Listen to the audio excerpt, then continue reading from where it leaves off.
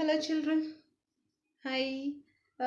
Here we are going to continue with our microorganisms. This is the third part, and here this is belongs to grade 8. Here we are going to learn about the harmful microorganisms. Children, we have learned before about the useful microorganisms, where they are useful and how they are useful to us. We have learned about all those, and now we are going to learn about the harmful microorganisms. Harmful microorganisms. What do you mean by harmful microorganisms? That is nothing but which cause diseases to us. Here in these pictures you can see that the one boy is sick with a fever and one girl is having a cold and one boy is having a headache, right? And these are all we are getting diseases through the microorganisms, right? And here without that also, here a boy which is who is having a injured on his leg here because he fell from this bicycle, so that is the reason he is having an injury on his leg, right? This here when we talk about the diseases, children, disease is nothing but something disturbance in our body. Here means whatever the processes which is going on in our body, something disturbance will be there. So the diseases results a change in either the functioning or the appearance of one or the more systems of the body that for the worse, right? And here uh, when we talk, so cause of a disease, what may be the cause of a disease? Here when we talk about the cause of a disease, what may cause diseases? We are the reason to get diseases. So how you are the reason for the getting diseases? Let's see that. That is nothing but due to food poisoning. Yes, due to food poisoning. Here you can see that one boy and one girl are eating outside food. Yes, so when we see this, but here only few may get some diseases. So only few may get food poisoning. So here only one boy infected in that too. So what may be the reason for that? Because that boy is unhealthy.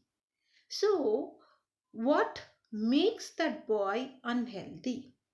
It's nothing but weak immune system. So weak immune system. What do you mean by weak immune system here? You can see the boy is undernutrition. So when we talk about undernutrition, so undernutrition, what is that?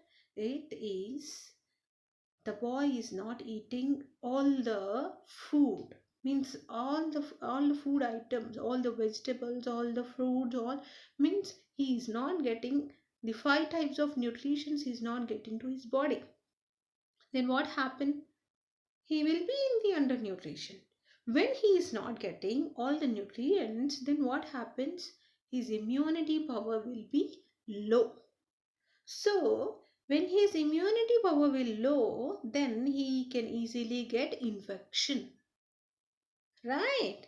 So here you can see that if he is not eating food, so why is the boy unhealthy? Here also few reasons may have.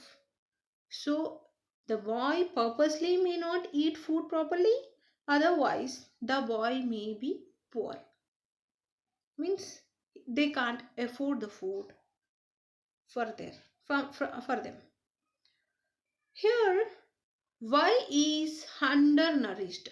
Undernourished means the body is not getting all the type of nutrition. If he is not healthy, then he is called as a nourished, undernourished, right? And here he might belongs to be of poor family, or he may not eat healthy food, right? These two are the causes for being undernourishment, right? And here you can see that there are the major contributes to this disease. By this, we can say every disease has more than one cause. Either he may not eat food properly, either he may be poor, or something else. Beside the major cause, every disease has few contributory causes, children. So here you can see two types of immediate cause of disease. So you can see the disease causing microorganisms are called as pathogens. So the disease which caused by any of the microorganisms, those are called as pathogens. Most of the parasites are pathogens. Example we can say about the bacteria, virus, fungi, protozoa, worms, right? Here these all are the pathogens which will take shelter in our body, right? They will take food and shelter from our body and they are causing diseases to us. And the diseases are caused by pathogens or microbes that infectious diseases like common cold.